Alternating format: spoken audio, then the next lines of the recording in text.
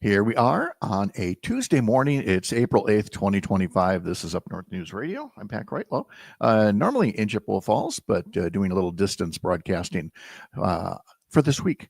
And still trying to get the lighting right, as you can tell by the way it's glaring off the glasses here. But anyway, coming up on the program this morning, we'll have Cherita Booker joining us to talk all about some of the more popular social media the past week. We will also be discussing three different stories about how the rule of law, a cornerstone of democracy, is under attack like we've never seen in this country until now. Two of the stories from Wisconsin, one from North Carolina, that is a cautionary tale of state Supreme Court elections. Thankfully, ours could not be bought by a billionaire. And in our second hour, we are going to talk to Hans Breitenmoser as well as Mike Strands from the National Farmers Union in Washington, D.C. We've talked to him previously. Now, obviously, with all this talk of tariffs ramping up and everything, we wanted to get an update. And we're going to talk to Brittany Merlot. Not so much talk as wine. Look at these temperatures. It's 17 in Chippewa Falls, 12 in Hayward. So we'll talk to Brittany about the forecast and more coming up at 6:06 across the Civic Media Radio Network and right here. We'll see you soon.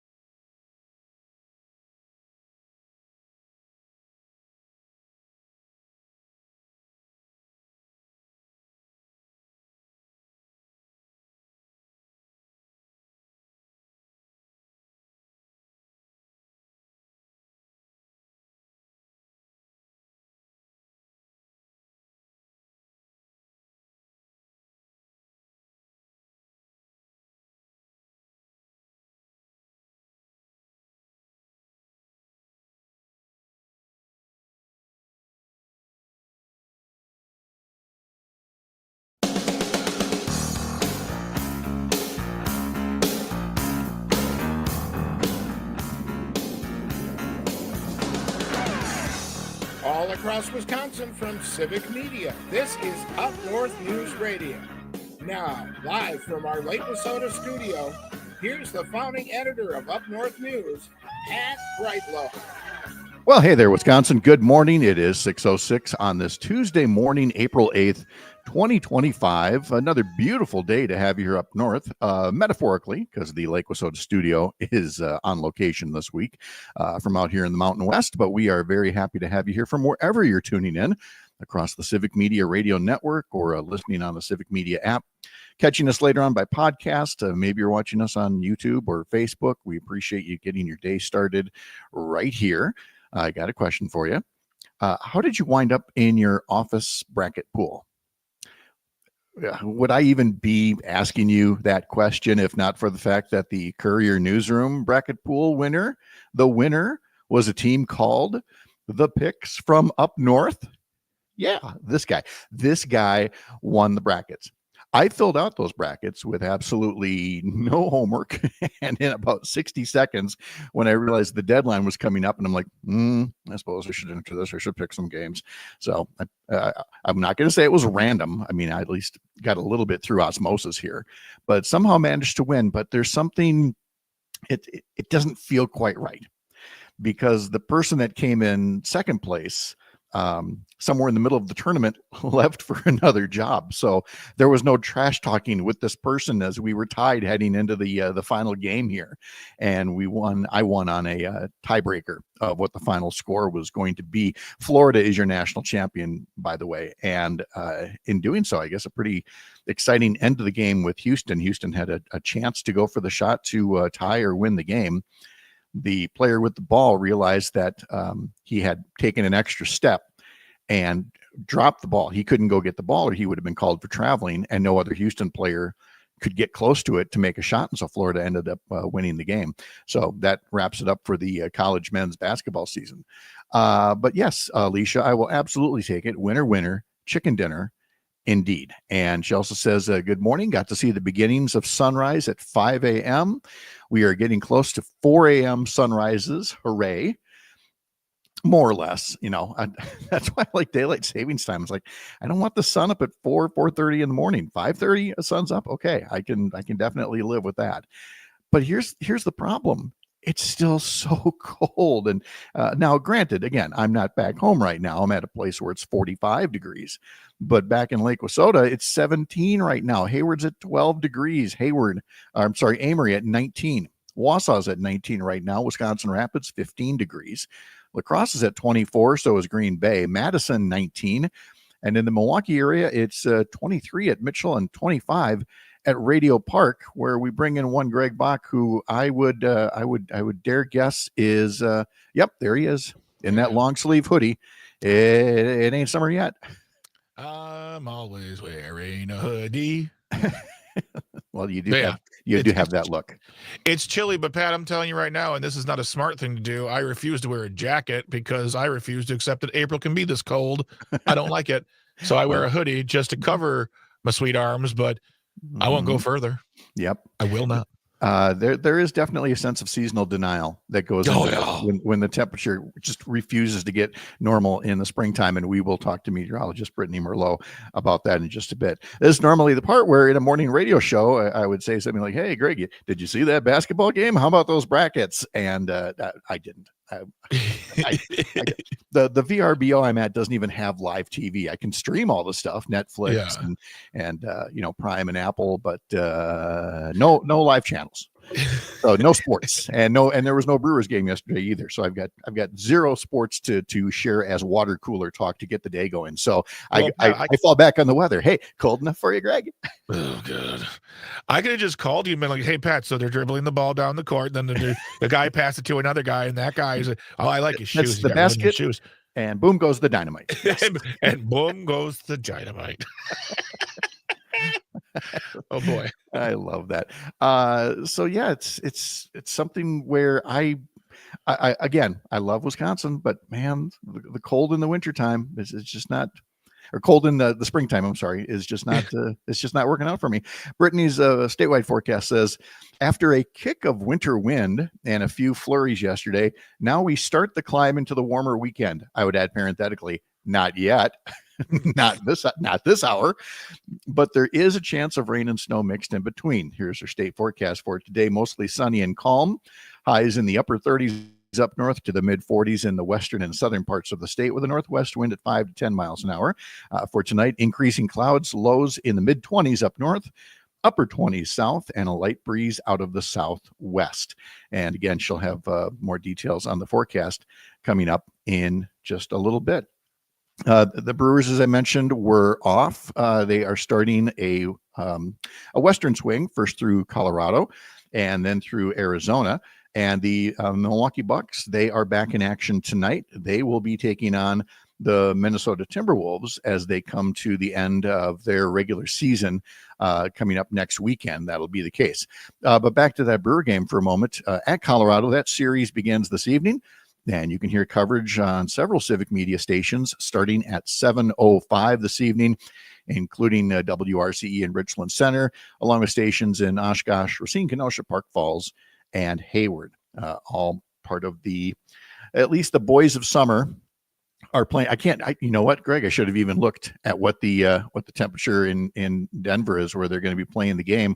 Although chances are that sometimes Denver is actually warmer than Wisconsin is at this time of year.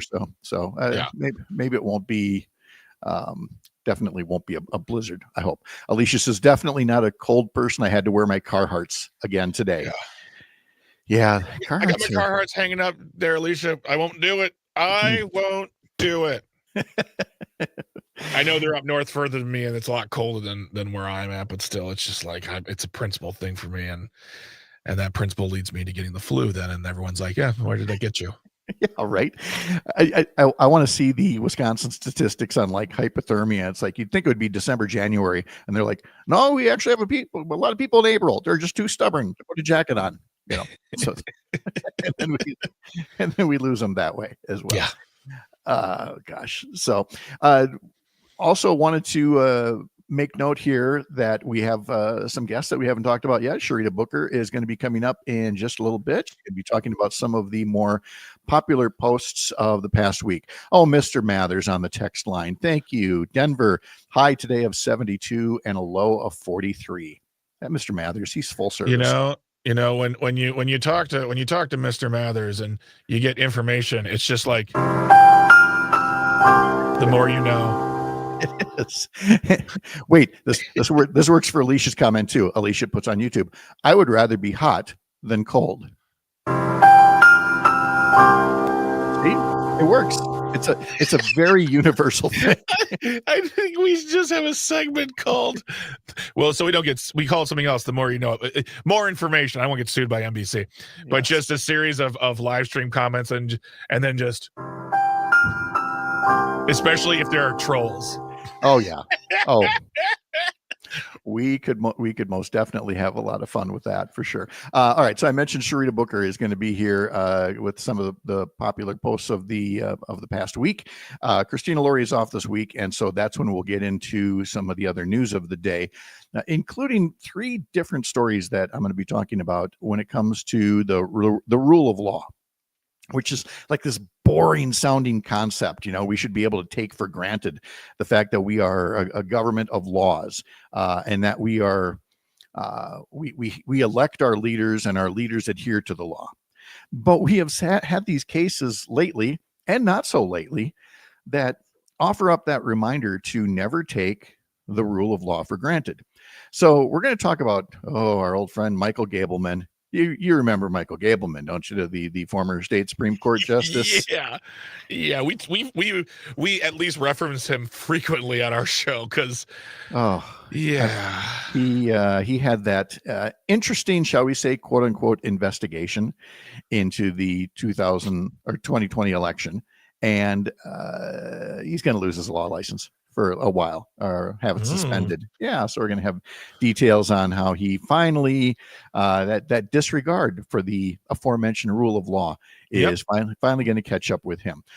We are also going to be talking about a case out of North Carolina, but it involves a state Supreme Court election, something that we just dealt with here, and how in that state it's on hold for the moment, but it's still possible that 65,000 voters will have their votes put in the shredder, basically, because of partisan decisions by courts there about their state Supreme Court election, which was back in November and still isn't resolved yet. It's the last November election that is still up in the air.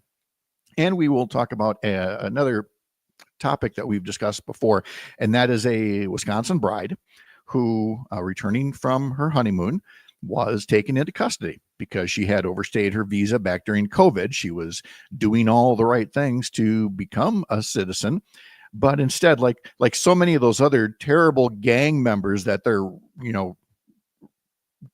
rounding up right now, apparently she must have been one of them, because they put her in detention, no court hearing or anything like that, for 6 weeks. And now 7 weeks later, she's finally back home.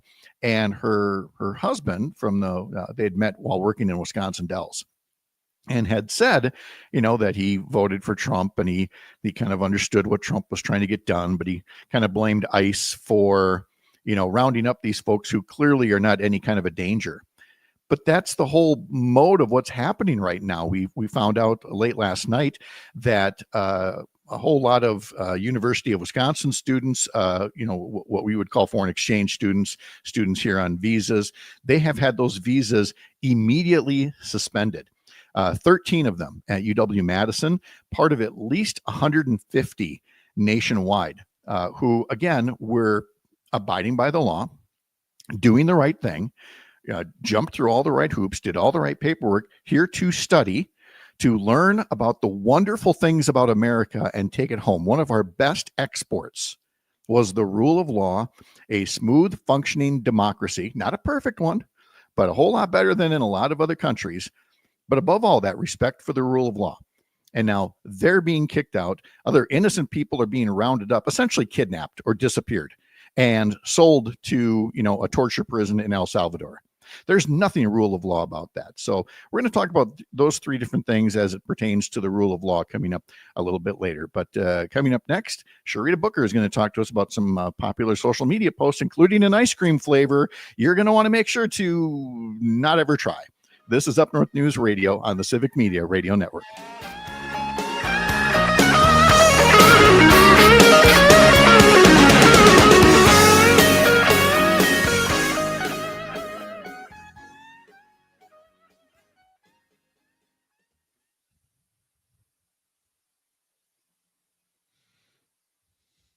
Secret Show.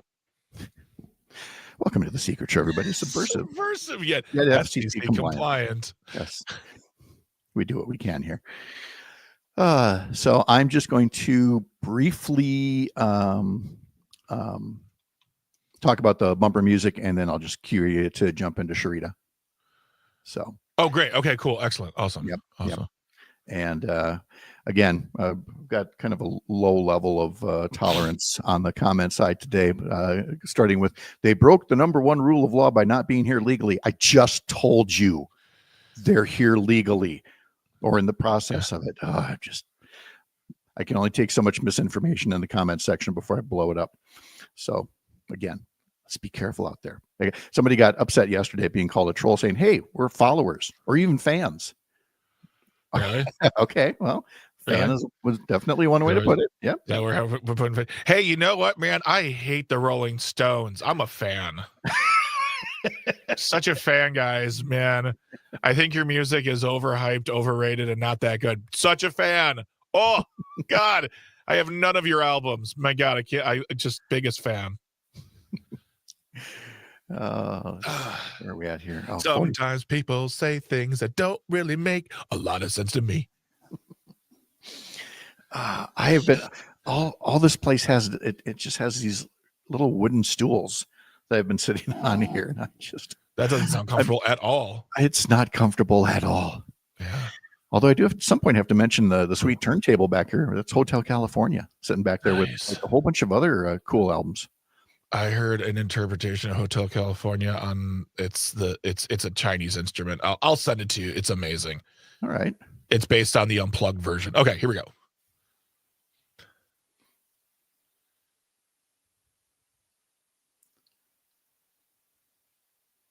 It's so tight, closer than a glove. A little bit of Julian Lennon, who has birthday today. I'll have that and more of today's history lesson coming up in about 30 minutes.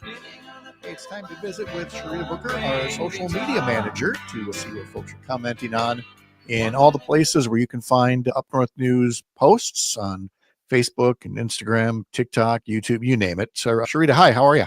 Good. How are you? Very good, thanks. Let's take a look at what was popular last week. It was not all election related, even though that was like the big news story of last week. But we will start with one election story, a local election story that I'm sure caught some folks for, its unique status in this one local election in Western Wisconsin. Tell us all about it. And history was made. Shondell Washington Spivey was elected as the first Black and first openly LGBTQ plus mayor of La Crosse. Shondell is also the co-founder and executive director of the nonprofit Black Leaders Acquiring Collective Knowledge, and he previously served on the La Crosse School Board. That post had more than 3,000 likes on Facebook, and Kathleen Conway said, "I don't know about others, but as a native of La Crosse, this has me smiling from ear to ear. Between his win, Crawford's win, and Cory Booker's filibuster, I am fired up and ready to go." And Susan Bray Henning said, "Congratulations, another step in the right direction. Wisconsin, let's lead the country back to democracy."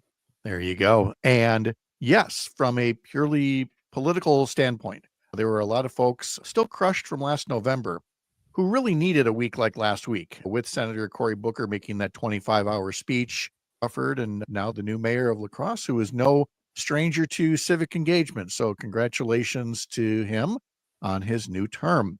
Let's turn to a little bit of sports here. Again, more about behind the scenes in sports, and something that I guess would be appropriate to call bittersweet as we talk about our Brewers.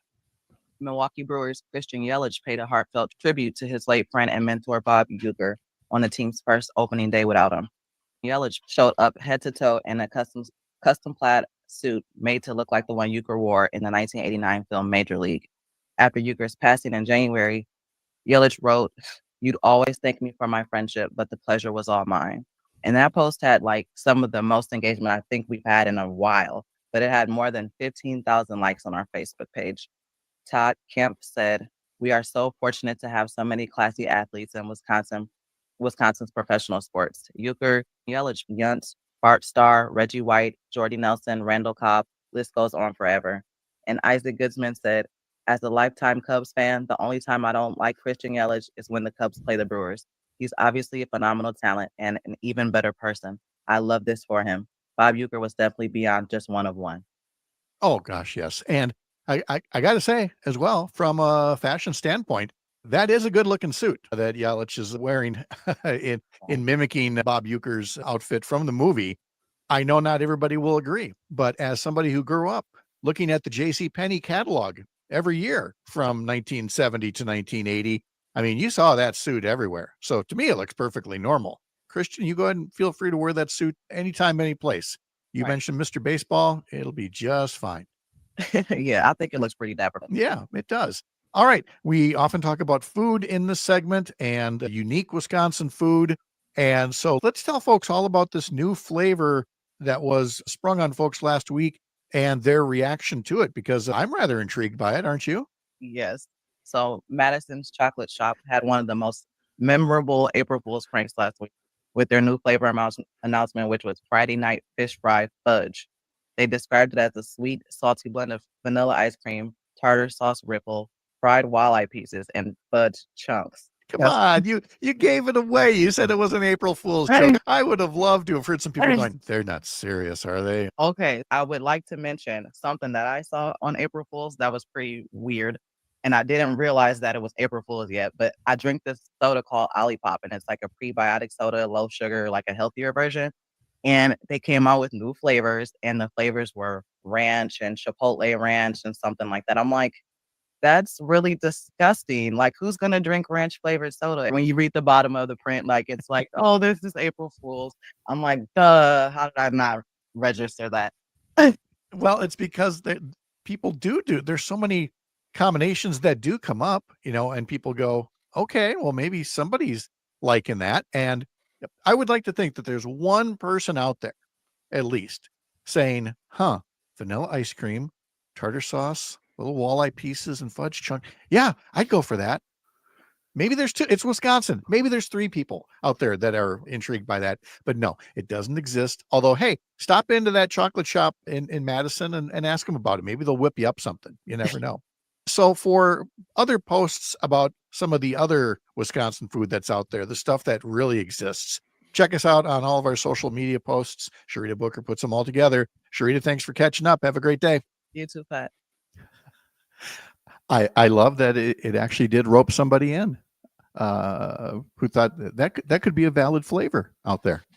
Go ahead. Of course it could be. Make the confession, Greg. It was me. Yeah. Because we live in the world we live in. Right. And there's no, come on, you think there isn't somebody out there who would try that? Somebody be like, hey, well, I just keep on thinking, and I found the clip, the episode of Friends where Rachel makes an English trifle, but it's got meat and custard. I just think of someone eating that, loving it, and just being like, what's not to like? Custard, good. Jam, good. Meat, good. just be like, fish, good. Ice cream, good. I love it. You know what I mean? Like, I can see someone making it. I can see someone loving it. See, and you went to Friends for the reference. You know where I half expected you to go, and I'm not trying to stir up the pot here, pun intended. I thought for sure you'd take this out on Mathers and go, you see, this is what Top Chef has been doing to this country. They're giving you all these ingredients and all these other cooking shows. They're like, here you go. Here's some marshmallows and here's some asparagus. Go. I mean, okay, so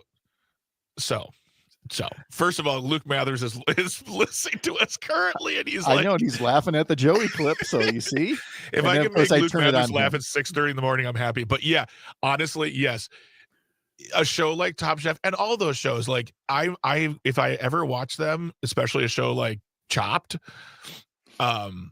I'm always like, all right, you're going to take strawberries and you're going to take tenderloin and you're going to take mint sprigs, make it work. And I'm interested, but yeah, we live in a world where someone would definitely make fish fry ice cream. Well, what it is, it's essentially a word generator. I mean, when you see some of the names of bands nowadays, it's like you totally used a random word generator to come up with that band name. Why wouldn't you do it with food as well? Come on, there you go. Funny. There you All go. right.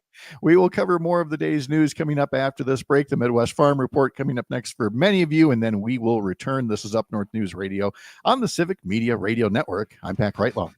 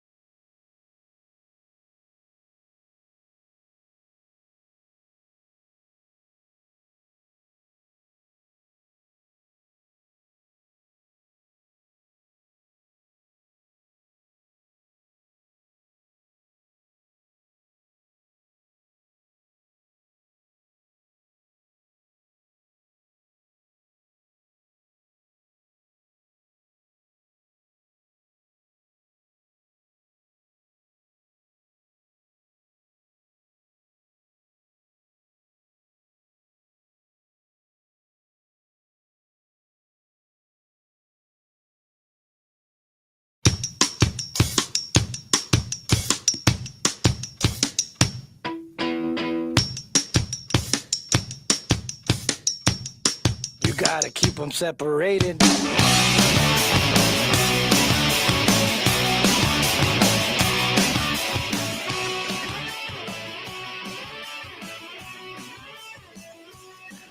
Sometimes I surprise myself when I can find for the bumper music there. This was the Offspring, who Greg tells me I accidentally put the outfield in at one point. It could happen, you know. You mean to put in the Rolling Stones, you put in the Monkees. You know, it happens. Anyway, on this day in 1994, the Offspring released their breakthrough album Smash. Thanks to the success of singles like that one, Come Out and Play, it sold over 10 million copies worldwide to become the best-selling independently released and distributed album of all time. Yeah. And all that in 1994, which again was not 21 years ago. It was 30 years ago, 31 years ago. That album is like that album and the Soundgarden Super Unknown, like those albums both had so many singles on rock radio. They were like just the underlying everything of my high school experience for like 2 years. I heard those songs all the time. Because we didn't have iPods back then. That's right. That's right. Let's see, from Shiju, talking about unique flavors. So try some Japanese folks, Greg. I mean, they like teriyaki soda. And also says, some of my friends and I would read the Culver signs as if the whole thing were one item. Yeah. Walleye dinner, mint chocolate chip. It makes total sense when you read it all together, right? Like that's your new flavor right there. The Japanese, I mean, they have you could talk about Japanese candies and sweets for decades, but their world, the Kit Kats they have over there, oh my God. So terribly delicious. Oh my God. The Kit Kats are different? Yeah, they have different flavors. Like they have matcha and they have like all these different, like almost like lighter flavors of Kit Kats, where like here we're like birthday cake, cookie dough, you know, very American flavors where they're like, you know, flowers, you know what I mean? Like it just feels different. The Kit Kat game over there. I get it. You know, again, we like what we like, and we like the things that make us, you know, tickle the 400-pound mark on the scale. Sometimes if we could get away with it, we would. The morning newsletter is out from Up North News. Sign up at our website, upnorthnewswi.com. Christina Laurie puts that together for us. And among the stories this morning, the real reason behind the referee shortage in Wisconsin. There's a lot of sports where a lot of adults who would have been referees have decided they're not going to be refs anymore. And you can probably guess what it is, but you want to hear some of the comments. You want to read some of the comments about it and the civility that has really been lost in kids' sports of all things. We talked about National Beer Day yesterday, and that's not for everybody. And today's newsletter talks about the places where you can go to get beverages that are non-alcoholic but are still unique and tasty. So we've got that story in there, and another one about advocating for our national parks and supporting them as they face unprecedented cuts in funding and service. So all of that in our newsletter. Sign up for it at upnorthnewswi.com. Where I am out here in Idaho, they and not too far from Salt Lake City, there's a very large Mormon population here. Alcohol, coffee, things like that are not readily available in these spots, and they love what I don't know if they call them dirty sodas here, Greg, but you know, we've talked about this before. The places that they just specialize in unique blends of soda, you know, and it's not just you know, putting a squirt of orange syrup into a Pepsi. I mean, they get really crazy here with some of the flavors. And I may have to stop in this week and try one of them. So a dirty soda is just like a soda with flavoring in it? Yeah, that's right. Okay. Yeah. Okay. It's like a soda stream. Ooh. Yes, exactly. Kind of like that. So again, a little bit in our newsletter on our website, upnorthnewswi.com.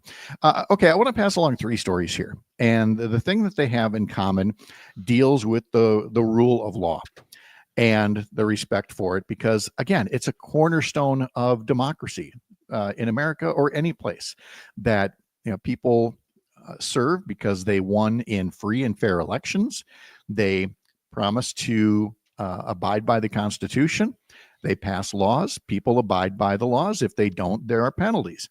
And so here are 3 examples of where you thought we could take that for granted in this country, in this state, but you can't. First one, it deals with our friend, former Supreme Court Justice Michael Gableman. You recall, I felt like Greg was getting the laugh track ready, or just his own one-man laugh track, just at the mention of Inspector Clouseau over here. Yeah, there we go. He was given the job of quote unquote investigating the presidential election in 2020, which again, there's a way to do it. There were recounts, there were audits, there were court challenges, no problems were found. And yet Robin Vos announced the hiring of former Justice Gableman at the Republican State Convention in 2021. So how much on the up and up did you think this investigation was going to be in the first place? Well, since that time, it has cost taxpayers something like $2.5 million and multiple court cases, not of any irregularities in the election, but in Gableman's conduct. The times where he threatened to jail local officials like local mayors if they didn't come in and testify in secret before him, and his conduct in court when he was accused of, not adhering to state rules and laws on things like public records and things like that. Well, it led to the Office of Lawyer Regulation deciding to hold a hearing as to whether he should face discipline. And Gableman would not even come in for a deposition for that at one point. Well, it appears in this story in the Milwaukee Journal Sentinel by Molly Beck that Gableman has reached some kind of a deal. And in it, as part of this deal, he could lose his license to practice law for 3 years. The deal heads to a court-appointed referee who must approve it before it is reviewed by the Wisconsin Supreme Court. As part of the agreement, Molly writes, Gableman acknowledged he could not successfully defend himself against the allegations against him. Gableman served one 10-year term in the Supreme Court, and for all intents and purposes, I don't want to go back too far, but when you say, why are Supreme Court races in Wisconsin, why are they so negative, so dirty, so expensive? It actually starts with Michael Gableman and his run for a state Supreme Court seat several years back in unseating Justice Louis Butler.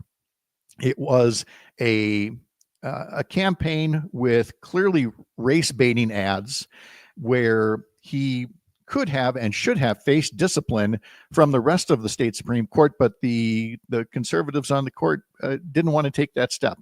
And so Gableman, again, when there's no consequences, you're just going to keep doing the same thing over and over again. And that's what Gableman did again and again with this investigation of his that did not abide by the rules. He believed the rules didn't apply to him until they did.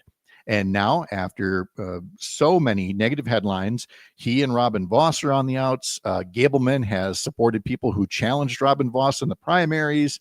And for all of Gableman's antics, it looks like it has finally caught up with him to the point where he is probably going to have his law license taken away for at least a 3-year period. So there's one case where the rule of law, it gets treated casually, shall we say, but in the end, justice prevails. Then there's the whole rule of law part about, rounding up people on the streets. Let's say it again for the kids in the back here who are waving their red MAGA hats right now. You and so many other people supported Donald Trump doing whatever it took to round up people who were in this country, who were undocumented and were committing crimes and causing other trouble. And few people would disagree with that. But that does not mean that you suspend due process. It does not mean that you do not, respect the rule of law. And you certainly don't just, round up people on the streets and disappear them. And next thing you know, they're in another country, even if they don't have a criminal record, or they're in a detention center in another state, even without a criminal record. And spare me they're here illegally, so they're committing a crime. That is at best a civil offense. At best, it is a misdemeanor. And yet you have no problem with all the expense it takes for law enforcement to round up people who were here on visas. Maybe they overstayed because of COVID, but still followed the process as anybody can do, COVID or no COVID, to say, yep, I'm still here and I would like to apply. You don't have to approve it, but I'm going to go through the steps to apply to become a citizen. And yet we had the case of a Wisconsin woman, Camila Munoz, who had been here as an exchange student, a college student, I should say, from Peru. She was working in Wisconsin Dells. She was newly married. She and her husband came back from their honeymoon. She was detained by ICE, and she was just released from detention after 7 weeks, 6 weeks of that without any court hearing whatsoever. When she finally got that hearing, it was quite clear that she had no business being in detention. She's not a criminal. She was doing the right things to stay here.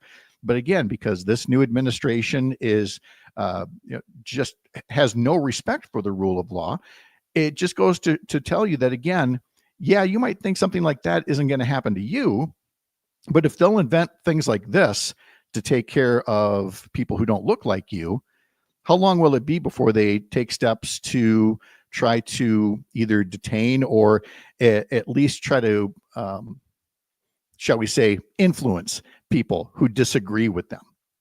And now the last one is the one that really takes the cake, and that's what is happening in North Carolina.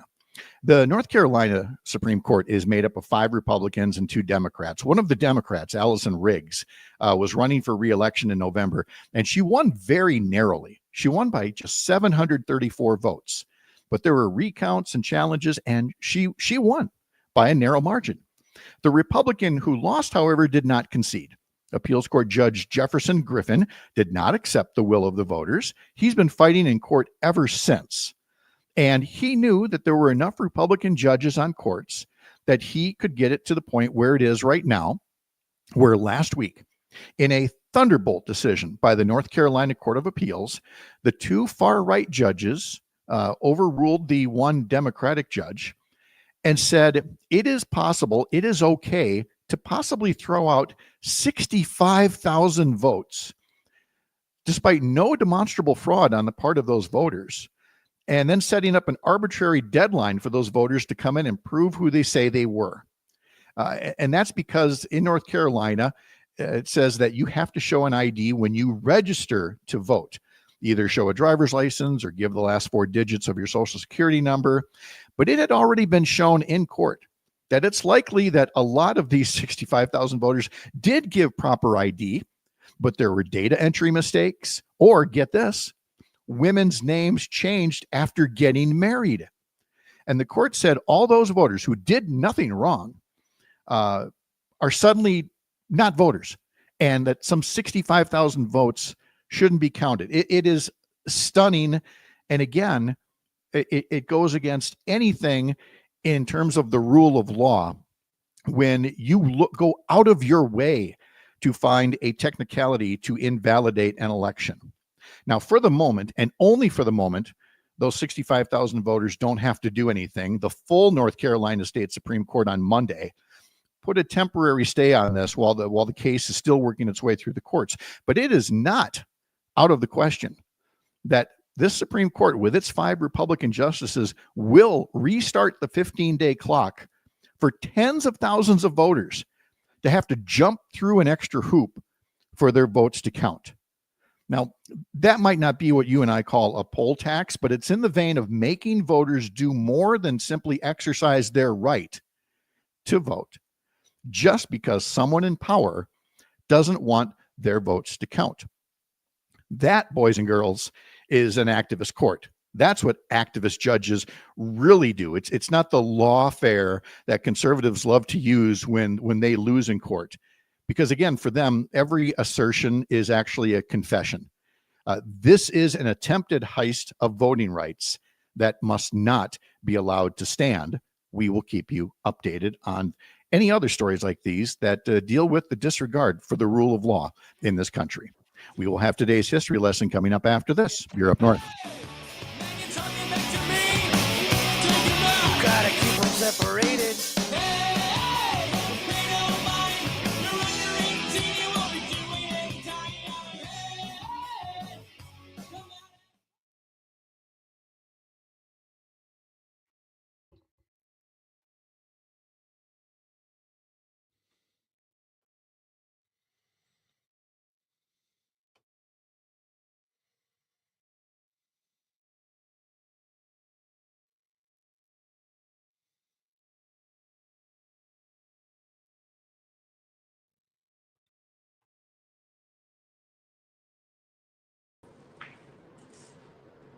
Dan Hagen's in the house, boys and girls. Good morning, Vietnam. Secret show. Wow, where are you today? This is my home. It's just a different location. An empty basketball arena, it kind of sounds like. Yeah, this is what kind of TV salary are you getting that you can't buy furniture or something? What is this? Or headphones, or a microphone, or headphones, or a microphone, or anything like that. What is this? Okay, next week I'm going to come in my new podcast studio. Ooh. What? Ooh. In your house? I'm yes, absolutely. I'm going to convert the whole thing. Oh, And then I'm a rival company called Vizic Media. Okay, now you're just okay. All right. Well, thought we were having a mature adult conversation here, and now you're just being silly Billy with your silly Billy pants and your silly Billy attitudes. Well, no, you're so fancy. Start calling you Silly William. Now we've got to hold them to it. Now I want to see a podcast studio by next week. Oh, that'd be so cool. I know. That would be fun. Maybe you should invest in one for me. Okay. I can't. The problem with the connection here, I think. Oh, yeah. Sorry, you're cutting out there, buddy. You're cutting. I can't hear it. 20 seconds. All right. Secret show.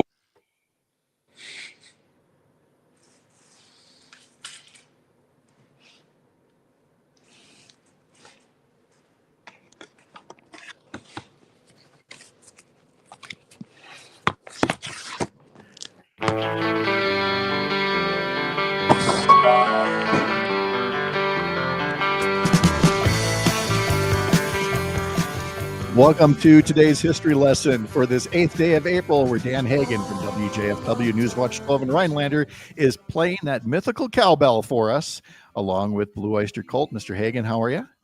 I got a fever, and the only prescription is more cowbell.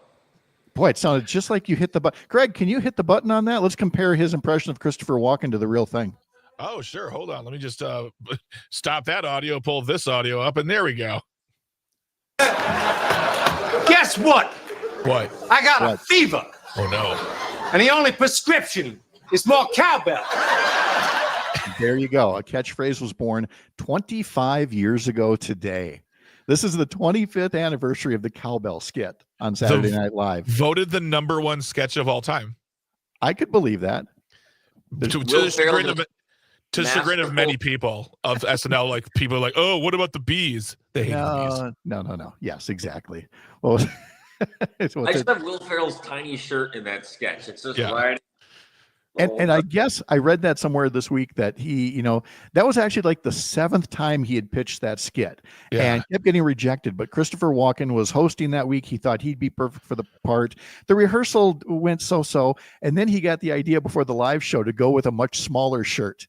And he also played the character different too. He was much more like in the moment, but he just went way over the top in the actual broadcast. That's how you got to do it. That's the way it goes. All right. Let's see. We mentioned Julian Lennon earlier. That's because today is his birthday. He is 62 years old. Dan,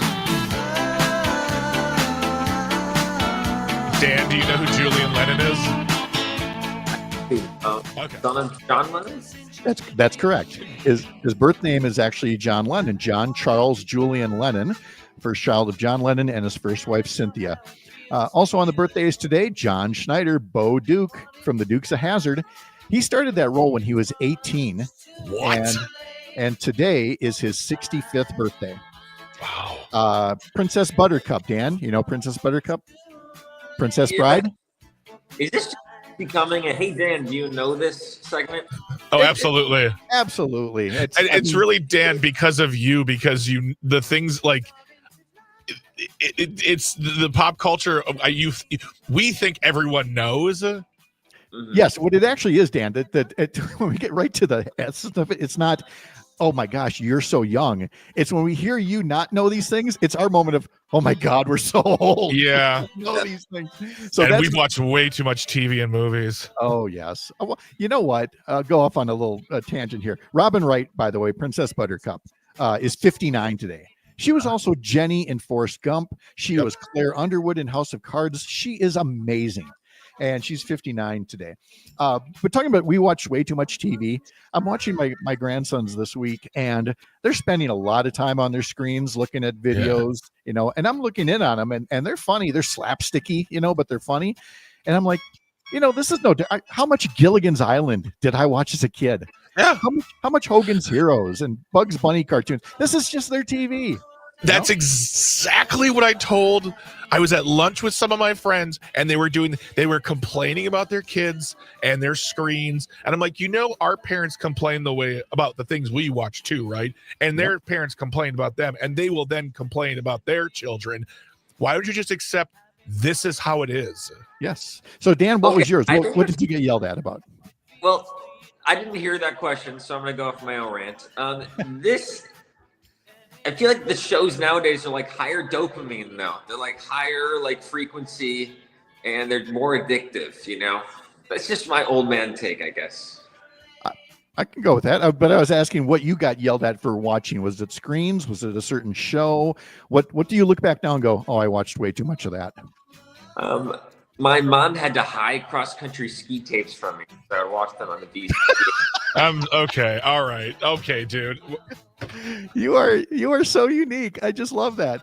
Matt Healy, lead singer of the 1975, is 35 years old today. He sucks. Happy birthday to Marty Schreiber, former Wisconsin governor. He's been on the show previously. Today he turns 86 years old. Happy birthday, Marty. Yes, just a great guest. The Doors' first single, Break On Through to the Other Side, entered the charts on this day in 1967.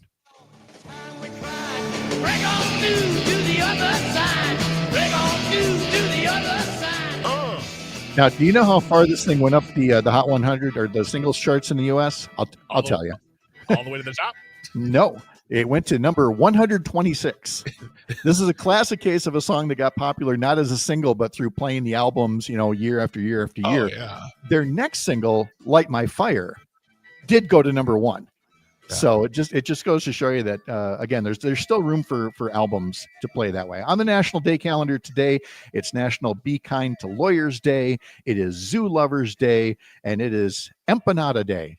I don't know if empanadas are regularly available in Rhinelander, but I tell you what, you find a good one, you wish that restaurant or food truck would stick around all the time. Is that an enclosed taco? Is that the idea? I guess. I don't know. I'm no expert on the differences. I just know when I've had them, I really like them. So yeah, I'm hungry. I know. Dan, what you got happening in Rhinelander? Tell us a story of news or personal pursuits that you can share with us in a less than a minute. Well, I saw the Doors movie by starring Val Kilmer, and that was a good movie.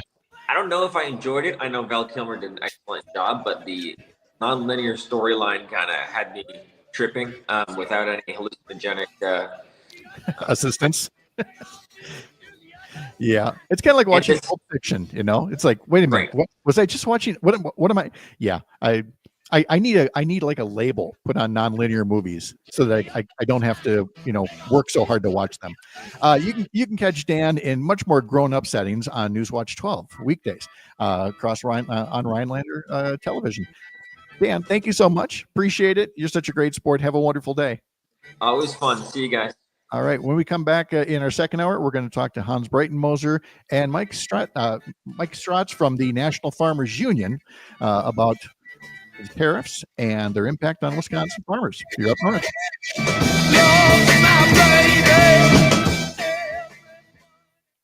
Somebody's having a tough time getting the words out today. There we go. Words are tough in the morning. Secret show. There we go. There, that's much better.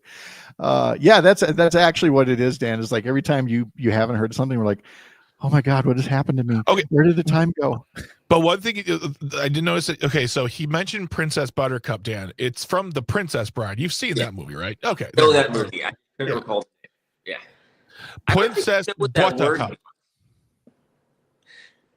My favorite line from that is when he's talking about inconceivable, and the one guy is like, I don't think you know what that word means. Yeah, we just talked about like most quotable movies on the show on the other show, and Jane loves that where he's like, inconceivable. You keep saying that word. I think you. I don't think you think. I don't think that word means what you think it means.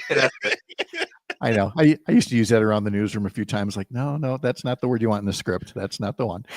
That's Oh, Pat well. walking around being a Grammy guy, grammar guy. I can't talk either. My God. Again, here's one of the shows we're not sending to the Wisconsin Broadcasters Association Right. for next year's awards. All right, Mr. Hagan, thank you so much. Good to see you. Have a great day. Bye. See you, Dan.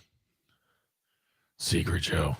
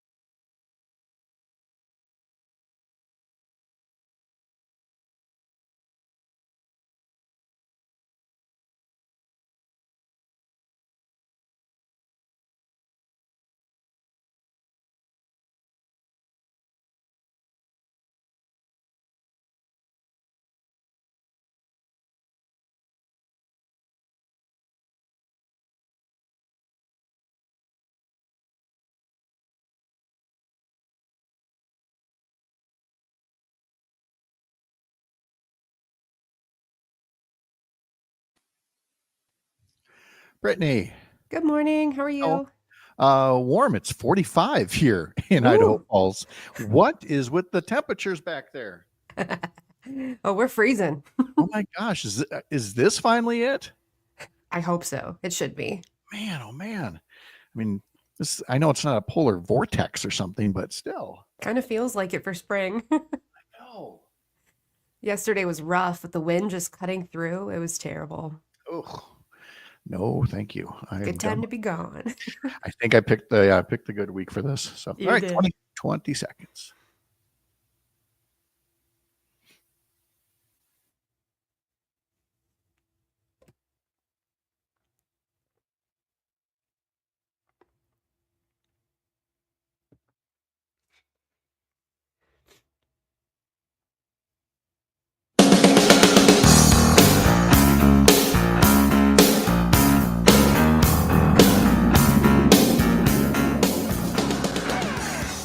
All across Wisconsin from Civic Media, this is Up North News Radio.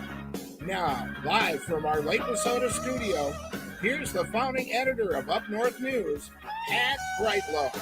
Well, the Lake Minnesota studio is relocated for the week, but nice to have you along. Welcome back to Up North News Radio, unabashedly Wisconsin, brought to you by Courier Newsroom and carried by our friends here on the Civic Media Radio Network. It is 7:06 on this Tuesday morning, April the 8th. Nice to have you along. Coming up this hour, during President Trump's first term trade war, farmers in Wisconsin and nationwide got $23 billion in bailout payments. They would have rather had the $27 billion in export business that Trump blocked. Now, Trump is back in office, and there's discussion again about another multi-billion-dollar price tag to keep farmers afloat during a second trade war. However, there's also a Congress that has for years now delayed approving a new farm bill and doling out, other emergency assistance for farmers. So the question is, what's it going to be for Wisconsin farmers now? Is it going to be more stiff arms and delays from Congress, or is it going to be another huge, costly bailout? We're going to talk to Hans Breitenmoser later this hour, as well as guest Mike Strands from the National Farmers Union, who will be joining us. Reminder, if you can't stick around for that interview, or if you miss a show ever, head over to the Civic Media website, civicmedia.us, and you can find out more about the stations. You can find out more about the shows. You can get a little news as well. So again, that's just over at civicmedia.us. All right, let's talk to meteorologist Brittany Merlot now. And there's just no other way to put it as I'm looking at the temperatures back in Wisconsin, Brittany. I mean, teens still, April 8th. This is madness, I tell you. It's madness. It sure is. I feel like winter. Winter just keeps poking his finger in here like, hey, Wisconsin, I'm still here since flurries yesterday. Not done yet. For real. All right. Come on, old man Winter. Get out of here. We're done with you. It's 2 below right now in Kings. The cold, Brittany. I'm sorry. It's 2 below where? What? In Kings, right by Eagle River. There's about 5 degrees in Eagle River, 2 below in Kings. Actual temperature. That is not their wind chill. So I just had to give a shout out to them as they're sitting below zero this morning. Oh, my. I know. And the rest of us, though, in the teens, we felt teens yesterday for wind chills.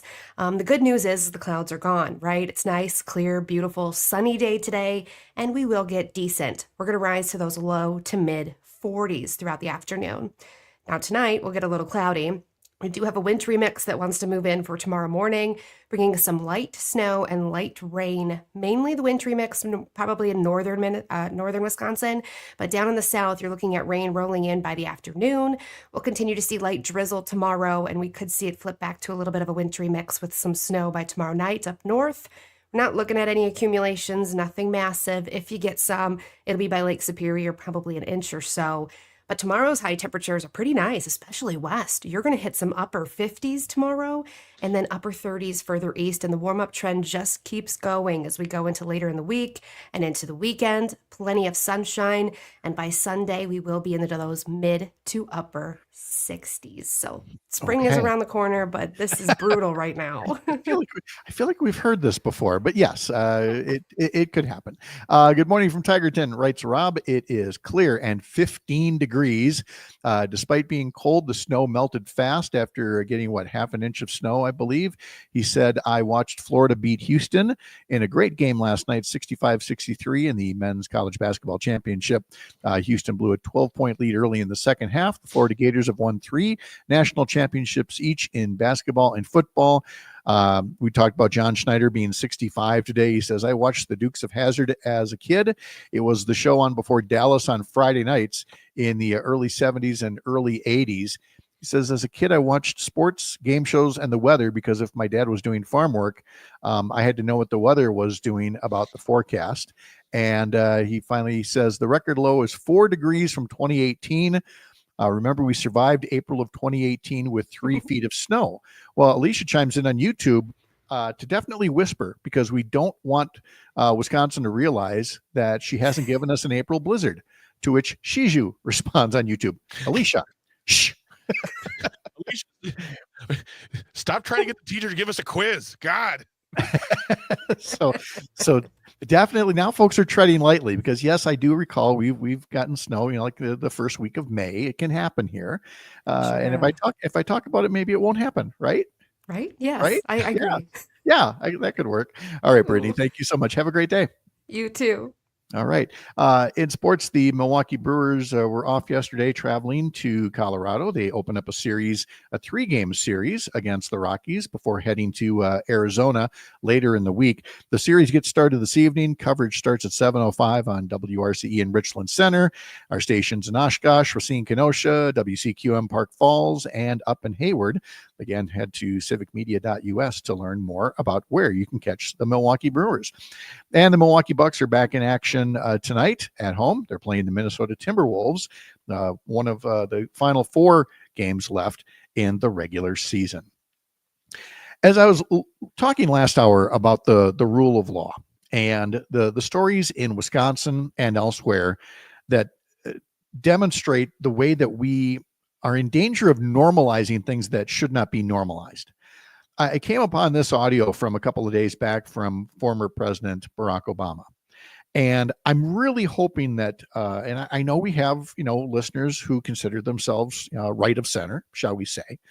And I just want you to listen to this carefully because, again, I can say all the time, what if Hillary had done this? What if Biden had done this? What if Bill Clinton had done this?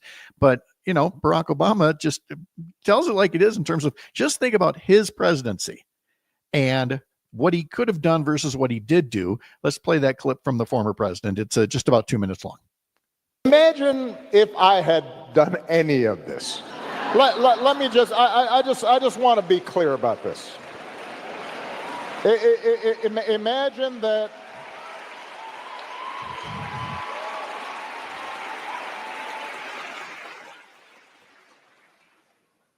imagine if I had pulled Fox News' credentials from the White House press corps. You're laughing, but no, this is what's happening. Imagine if I'd said to law firms that were representing parties that were upset with policies my administration had initiated, that you will not be allowed into government buildings.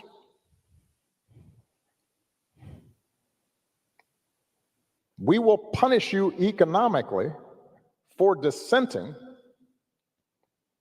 from the Affordable Care Act or the Iran deal. We will ferret out students who protest against my policies.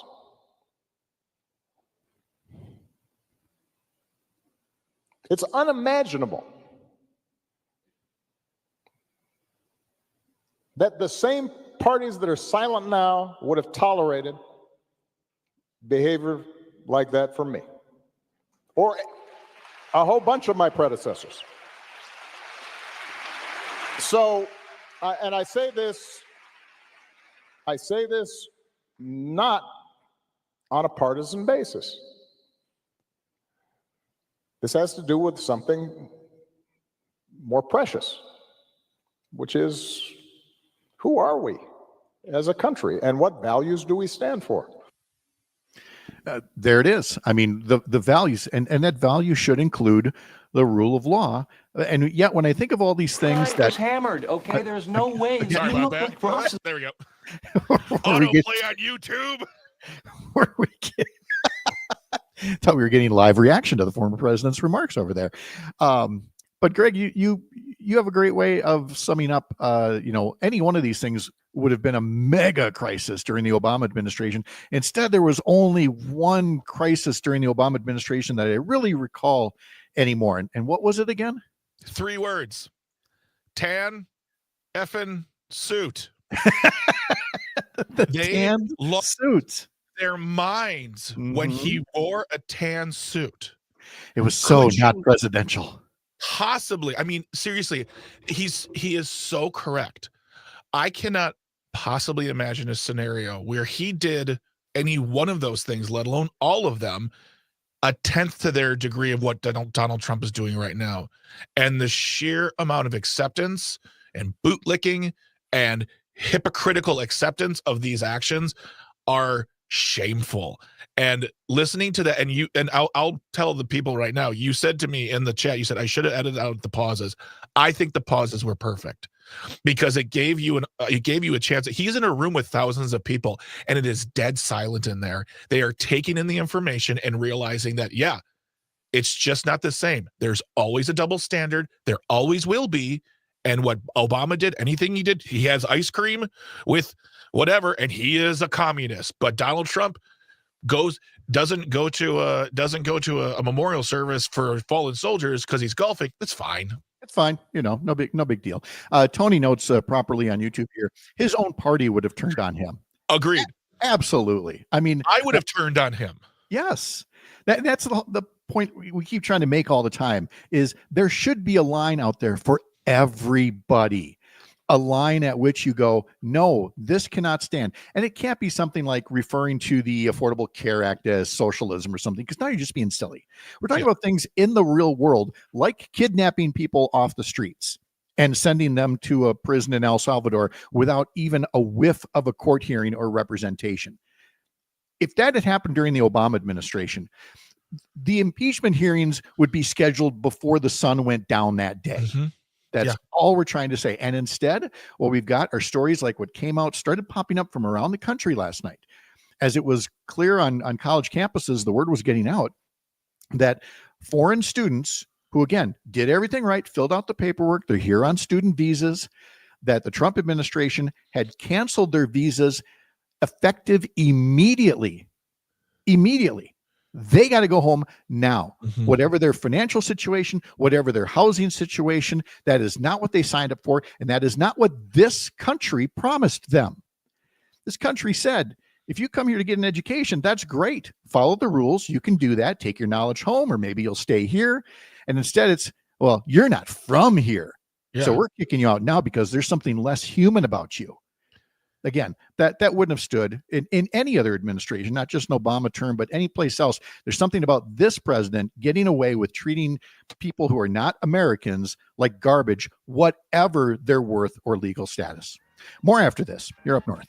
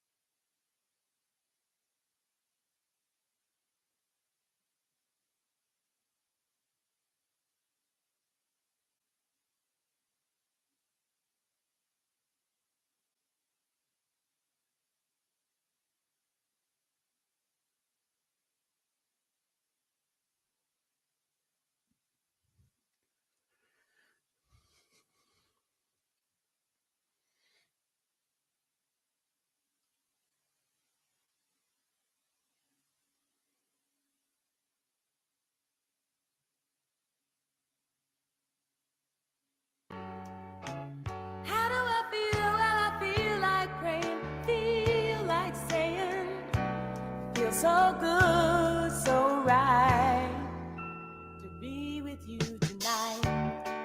This is Brenda Russell, who turns 76 years old today. She had that as a hit. She's a Grammy winner for her music writing on the Broadway version of The Color Purple. She wrote hits for Patrice Rushen, Earth, Wind, and Fire. She wrote Get Here, made popular by Oleta Adams. And of course, this hit, So Good, So Right. Again, Brenda Russell is 76 today. We do the rest of our history lesson weekday mornings at 6:50 here on Up North News Radio. And Greg, at this VRBO where I'm staying, I wish we could figure out a way to hook up this turntable. There's a turntable back here. Okay. And it's a newer one, trying to take advantage of the whole vinyl craze and everything. But they left some good albums back here. What do you got? What do you got? That's the Eagles, Hotel California, over my shoulder there. Oh, cool. There's Boston's self-titled debut. There's I'd bring them over later. I'm afraid I'd drop one or something. I haven't handled records for a while. It's been a while since I've been a disc jockey. See, I could see you being a vinyl guy. I could see you have a little place in the house, just nothing. I love vinyl. I love it, but I am also an impatient person. Yes. So getting up every 20 minutes to having flip the record over or change the record is not. But that's where I am. Yeah. But when you get into that world of check out not just your vinyl collection is one thing. I'm fine with that, but it's when you want to show me your record player setup and you're like, this preamp is $5,000. I'm like, dude, that is most of a car payment. Like that's half a car for some people. Like you should. I don't mind getting into the rich quality of vinyl, but you shouldn't be spending private school education on the audio. No. I mean, unless you're in the industry or something, yes. There's a point at which you enjoy, basically any hobby, any activity. Mm-hmm. There has to be a dollar level at which you say, do I enjoy it that much? Yeah. Well, is this replacing something inside of me that I'm not dealing with? It could be, but it was just nice to see the little throwback piece of that's cool. I want to. Oh yeah, I love that album cover. I know. So maybe I'll start showing off some of the other ones here. I want to take a moment just to pick on some folks who are still caterwauling after last week's election, and that's our word of the day. There was one on a particular conservative account that said this about Brad Schimmel. Brad Schimmel's 1 million votes that he got last week, that was higher than any Democratic vote in the history of Supreme Court races, and yet he lost by 10 points. Turnout ain't the issue, folks. Dems have mastered ballot harvesting over a lengthy voting period and can figure out with basic math where their opponent is likely to wind up in order to get over the top. This country can't survive mail-in voting. To which, if I may offer the very mature grown-up response, somebody call a wambulance, okay? Ballot harvesting. That's letting people vote, okay? I'm sorry that not every voter has a 9-to-5 job. Some folks are long-haul truckers. Some folks are in the military. Some work a double shift, or they're taking care of kids before their next double shift. But because you can't win a race on issues and ideas, you have to run negative ads, you have to run misinformation, and you have to constantly try to keep voters from voting. Could I offer up instead, get better at encouraging absentee ballots, get better at letting people know that there is a broad window where they can vote? Or maybe, hear me out here, fix your ideas and show that they give a damn about the concerns of real voters. Most voters actually aren't so fixated on holding back brown people looking for jobs. They want their own job to pay a decent wage. Most voters aren't obsessed with drag shows. They want to know why you're not more obsessed with kids getting shot in schools. Most voters want voting to be their right, not some kind of obstacle course where we're all happy to jump through as many hoops as you want to put in front of us. So stop whining or cheat more. It's your choice. And that's why I read the story about North Carolina and the cheating that's going on there, where, again, the Republican candidate there is following two rules of right-wing politics in the Trump era. Rule number one, if you don't like what the voters say, try to get some of the votes thrown out. Either get them kicked off of the registration rolls ahead of time, or throw out their ballots by challenging them after you lose an election. Remember, Trump supporters tried both of those things in Wisconsin before and after the 2020 election. And then rule number 2 is run to the courts. If you know the courts are controlled by politicians of your party who will likely side with the party over the rule of law, over the Constitution, over the election rules in your state or in your country. And it's why in North Carolina right now, there is this real concern that some 65,000 voters could have their votes thrown out. And it's again why we talk about this double standard in the media, because again, if this were something that were happening left of center, threatening the legality of 65,000 voters who did nothing wrong, you'd have a lot of national media with their hair on fire. But I'm betting a lot of folks haven't even heard about this case in North Carolina yet, even though it's still going on. And so that's why today's theme has been about the rule of law and making sure that in elections, we set rules, we follow the rules, we agree to losses, and you live to fight another day.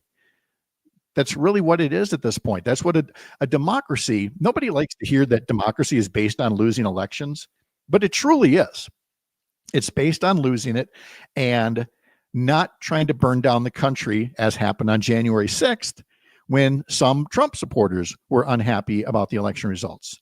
Instead, over the weekend, you had millions upon millions of people gathering to make a statement. But at no point was anything torched. If anything, the closest thing that came to violence was when Trump supporters tried to disrupt some of the protests that were going on.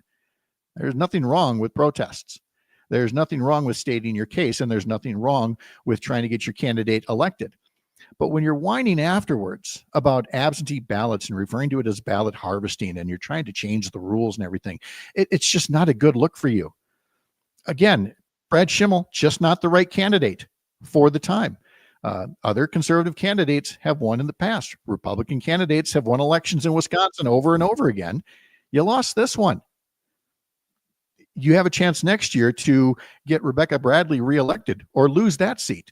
But don't do it by trying to restrict the rules that allow people to vote on Wisconsin Supreme Court justices. We don't want to be the next North Carolina.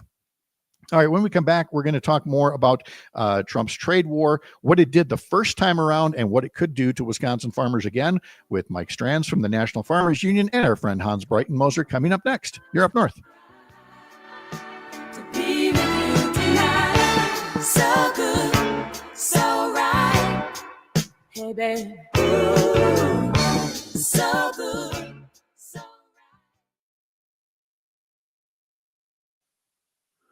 Let's see. We have a caution from Hans that his connection isn't great, but we'll give it a go anyway here. So let's bring the guys into the studio here. There's Mike. Mike, good morning. How are you? Good morning. How about you, Pat? Good. Thank you again for doing this. Appreciate it. Glad to do it. Yeah.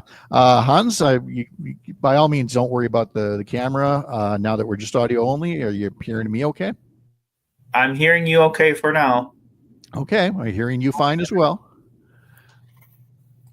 And, oh, yeah, Greg makes a note here. If we end up with some, drop off or something, just call the studio line instead, 855-75-CIVIC. And okay. We'll just put you on that way. So, but right now you sound good. So, dare I ask what the temperature is up there? Up by me right now? Yeah. Hang on, let me look. Okay. 15. Oh, I'm just done with this. Just so much. It's beautiful outside, though. It's the sun is shining. It's not cloudy. It's not raining. Yeah. It's that's not what freezing rain. A week ago we were dealing with freezing rain and power lines and stuff like that. So this is great. This is fine. That's true.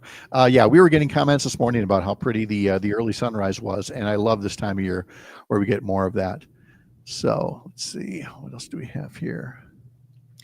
Alicia putting on, my biggest work day is Tuesday. I don't have the energy to go vote after I work, so I vote early. Yes, that's exactly it. Thank you, Alicia, for that. Okay, we got 3 minutes left in the break, so I'm going to take you guys back in the waiting room. Greg, you need anything? I'm going to take that as a no. And I will be back with you guys in just a bit.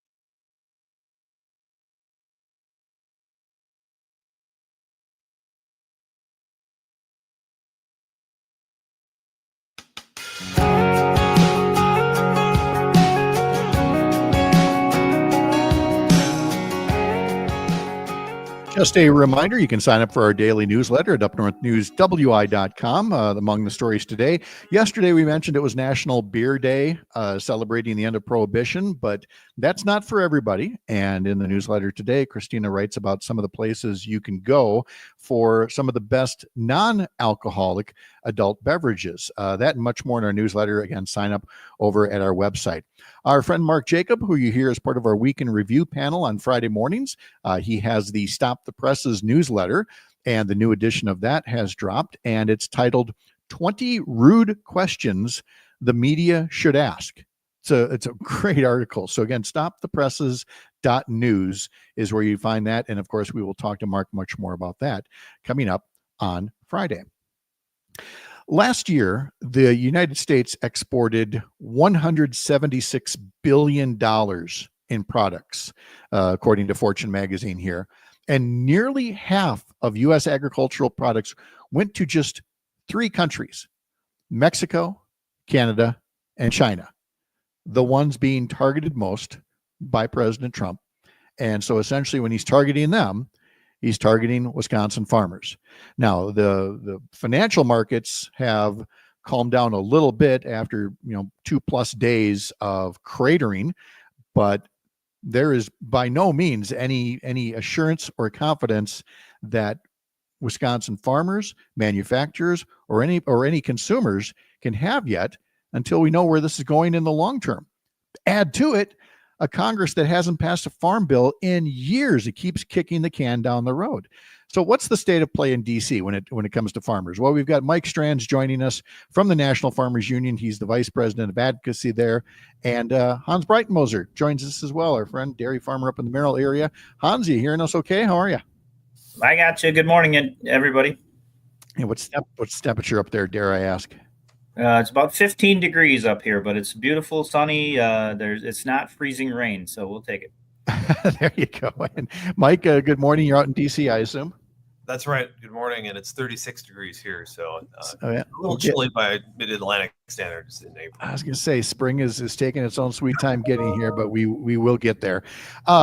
Mike, you're in DC. You're at the center of the action right now. How do you best describe the current climate when it comes to tariffs and the way that they might impact America's farmers?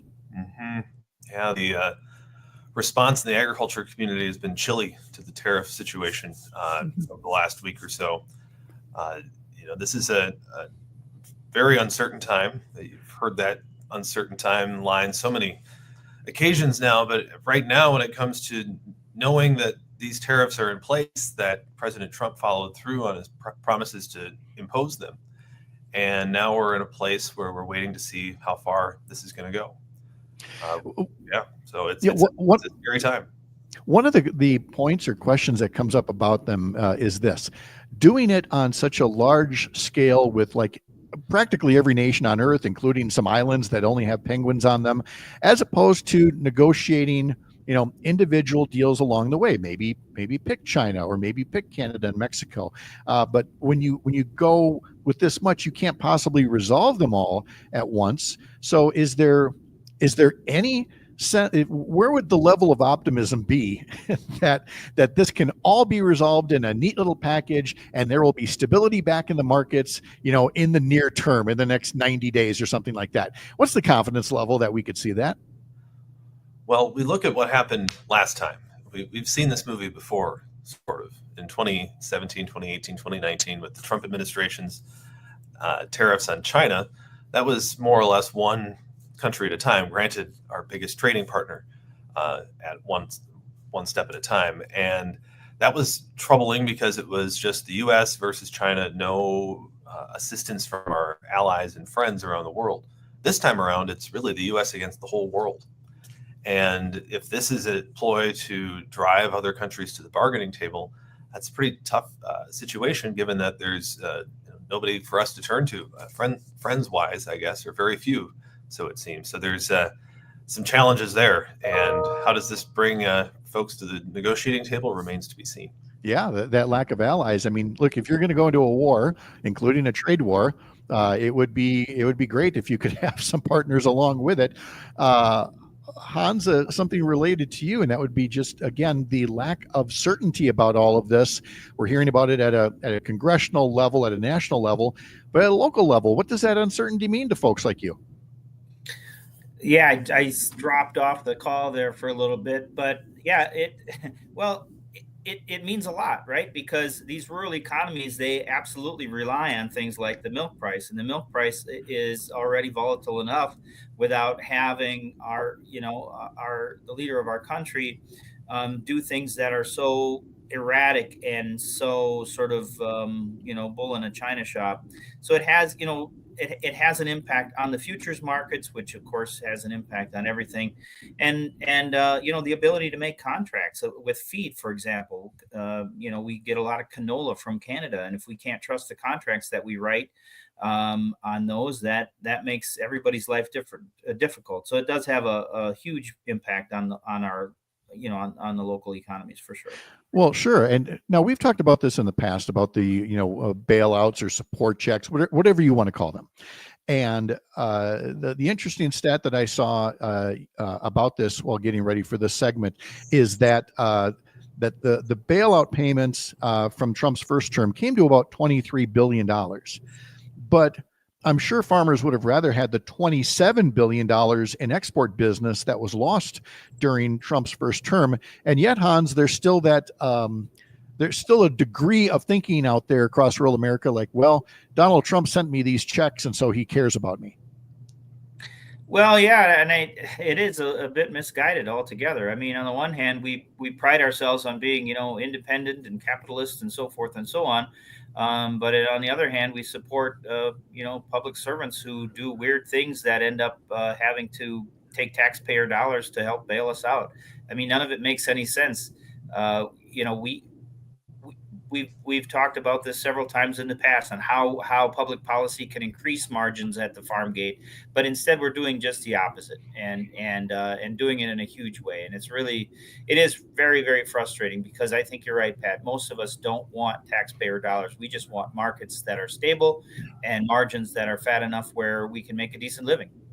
So, Mike, then to you, in terms of if this does not get resolved right away, and there's very little indication that it will, that loss of ag export markets is going to lead to talk about these kind of bailout / support payments.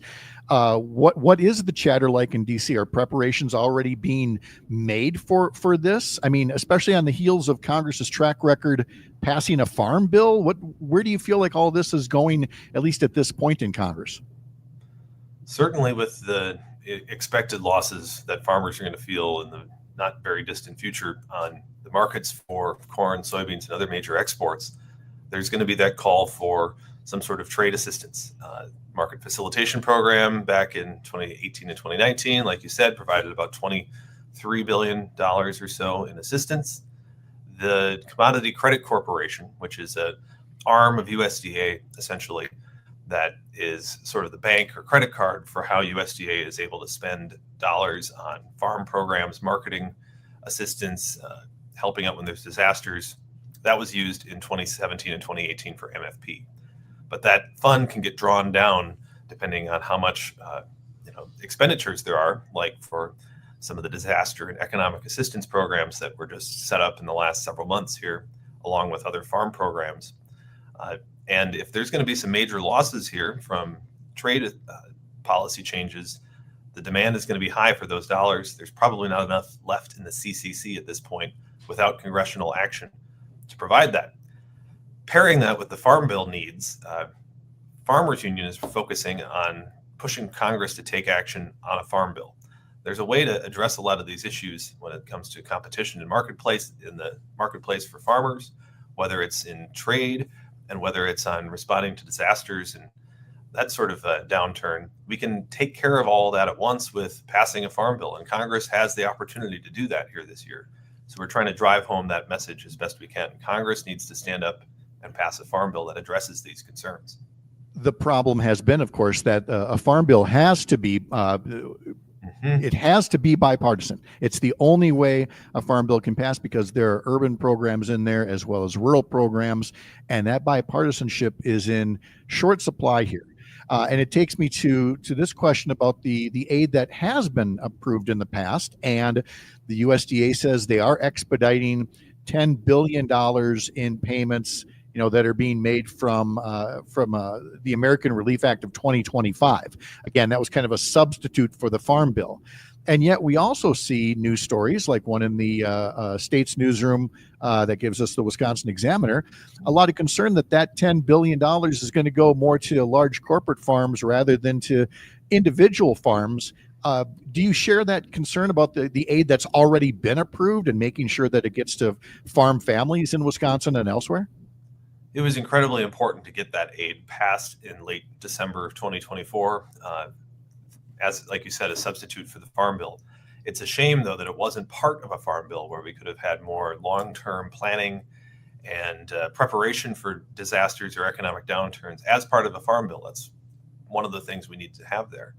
There were also some changes either to the economic assistance part of it, the $10 billion, or another 10 or 15 billion that's going out for disaster programs.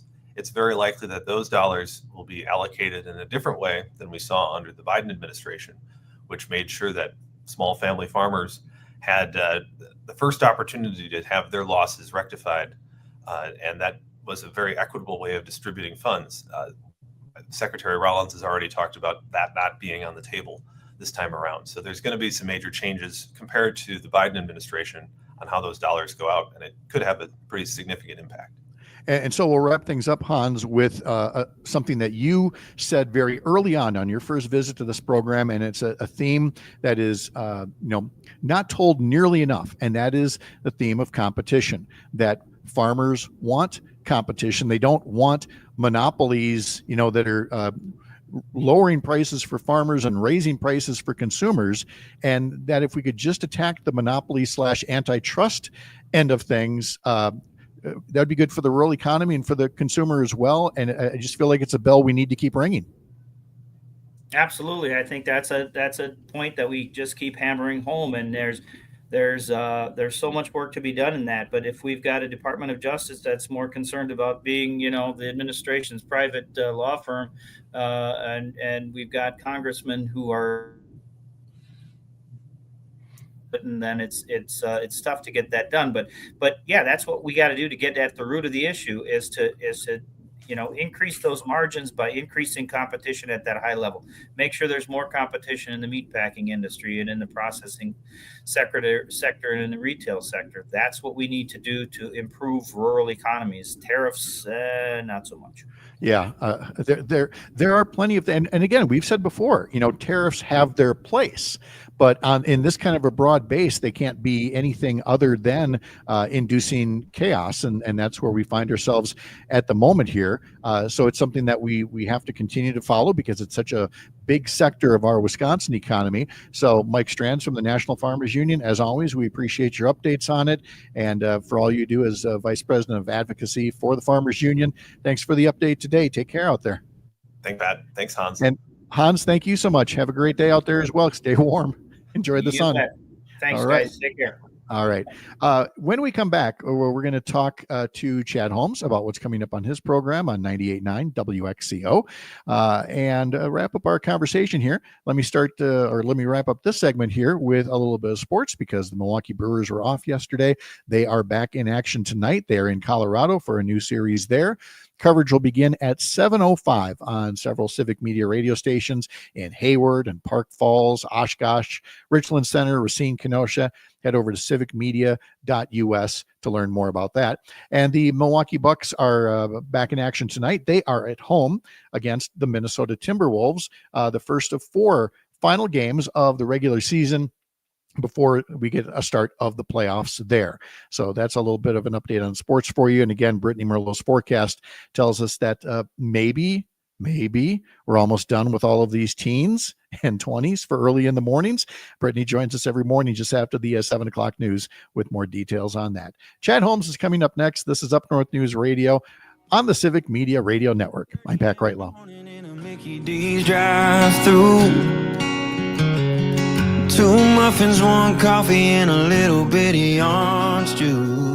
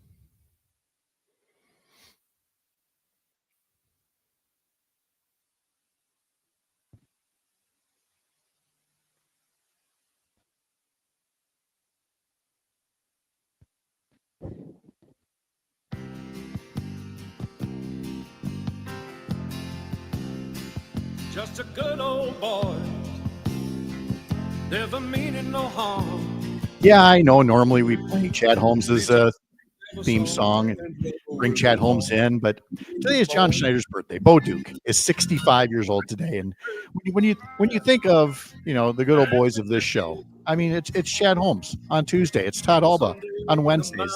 They are basically our Bo and Luke Duke of Up North News Radio, and Chad joins us now. I don't know if you're Bo or Luke over there, Greg.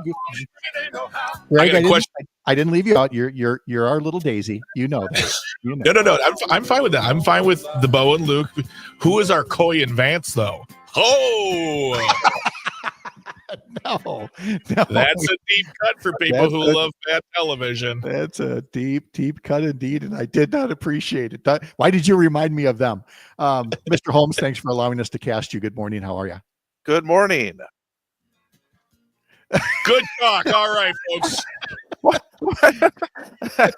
You have no say in I whether will not go into a 5-paragraph preamble. I'm going to let you guys ask whatever you want to talk about. All right. Well, then I'm just going to pick up where I left off. Chad, do you consider yourself more of a Bo or a Luke Duke?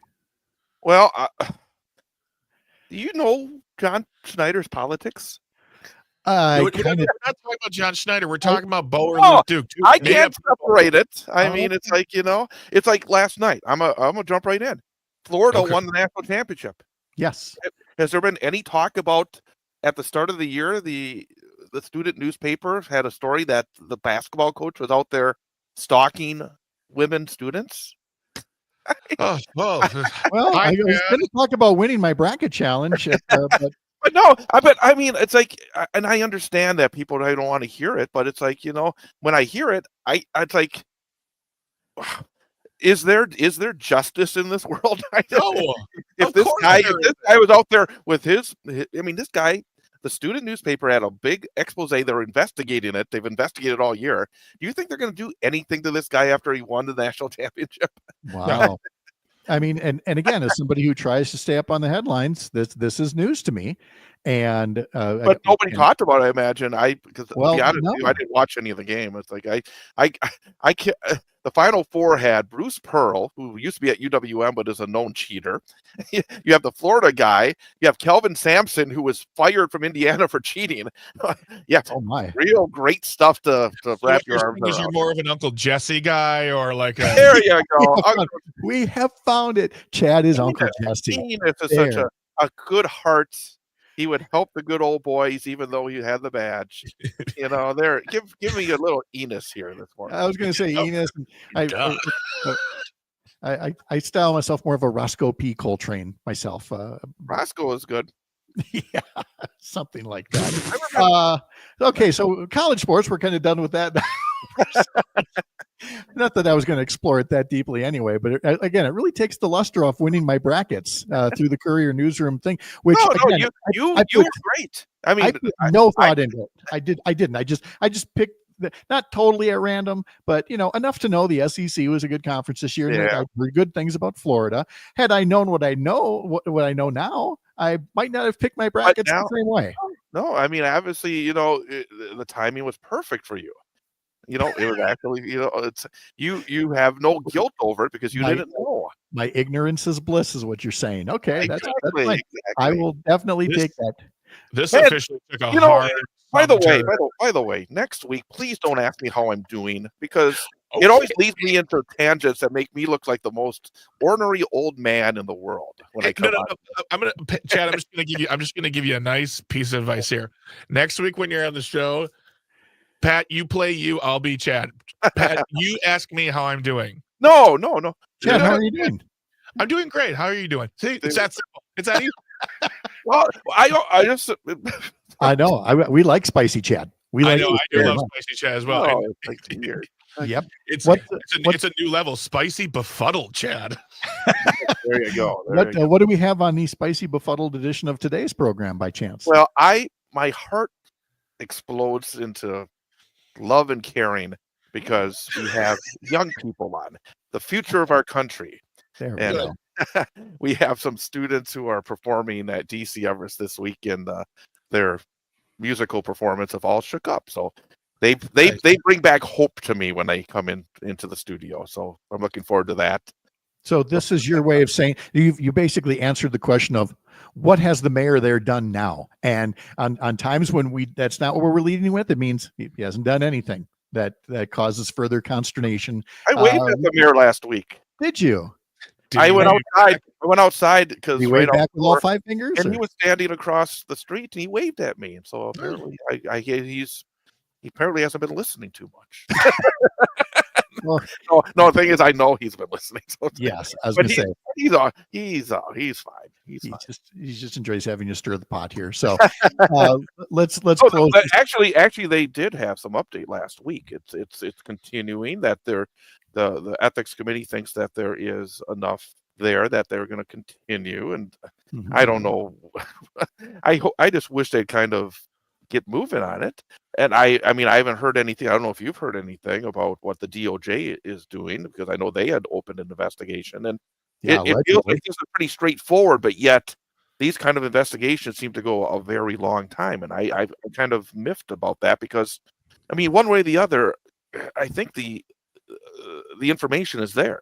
And it seems like when you have folks that are either politically powerful or economically powerful or have just, some juice, it seems as though somebody that doesn't, they would have had a decision made by now. If we've learned nothing in the age of Trump, it is that this phrase is quite literally true. Justice delayed is justice denied. Chad Holmes, he's next on 98.9 WXCO, and catch him on the Civic Media app as well. Uncle Jesse, thank you. Have a great day out there. Have a wonderful day, gentlemen. I will do my best. Greg Bach is back in 2 hours for Matt and Air on air. What do you got today? With you?